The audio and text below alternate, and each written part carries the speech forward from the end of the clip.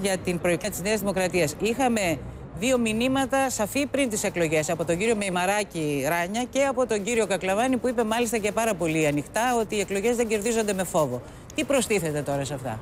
Ναι, Όλγα, φαίνεται ότι η συζήτηση για το τι πήγε ή δεν πήγε καλά και φτάσαμε ως εδώ είναι σε πλήρη εξέλιξη. Νωρίτερα υπήρξε μια διαρροή από το περιβάλλον του γραμματέα του κόμματος, του κυρίου Παπαμιμίκου, ότι οργανωτικά από την πλευρά της Συγκρού όλα έγιναν όπως έπρεπε. Ο αγώνας, λέει, δόθηκε πόρτα-πόρτα. Διέρεαν ακόμη ότι ο κύριος Παπαμιμίκος συγκρούστηκε με τον στενό συνεργάτη του Πρωθυπουργού, τον κύριο Λαζαρίδη, σε σχέση με την ρητορική του φόβου και την δεξιά, αν θέλεις, ρητορική, με τον γραμματέα του κόμματος να επιμένει ότι η ρητορική του φόβου δεν θα αποδώσει και ότι θα πρέπει να υπάρξει μία στάση πιο κοντά, ας το πούμε έτσι, στους κεντρούς ψηφοφόρους. Λίγη ώρα αργότερα, βεβαίως, ο κύριος Παπαμιμίκος έσπευσε να διαψεύσει ότι υπήρξε η σύγκρουση αυτή. Ακόμη να σας πω ότι ο κύριος Αντώναρος έκανε ένα tweet γράφοντας «Back to the roots», επιστροφή στις ρίζες, τις καραμαλικές φυσικά. Από εδώ και πέρα πια. Ναι, τον Καραμαλή ή χωρίς?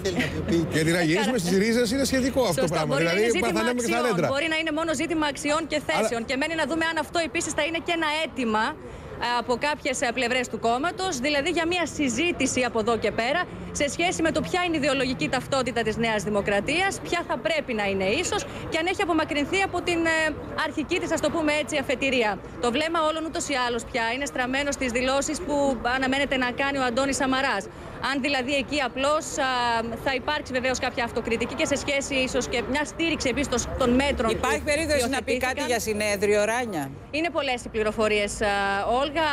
Εγώ τουλάχιστον θα επιχειρήσω να είμαι προσεκτική. Ακούγονται πολλά. Ακούγεται το ενδεχόμενο συνεδρίου που καταλαβαίνω ότι μπορεί να είναι και ένα αίτημα κάποιων στελεχών της Νέας Δημοκρατίας. Σας είπα σε ποια βάση. Σε μια βάση συζήτησης για την ταυτότητα, την ιδεολογική του κόμματος.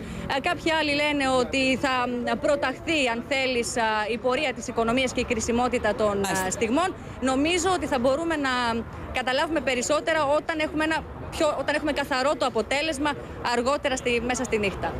Ράνια, να σε ευχαριστήσουμε και πάλι. Θα είμαστε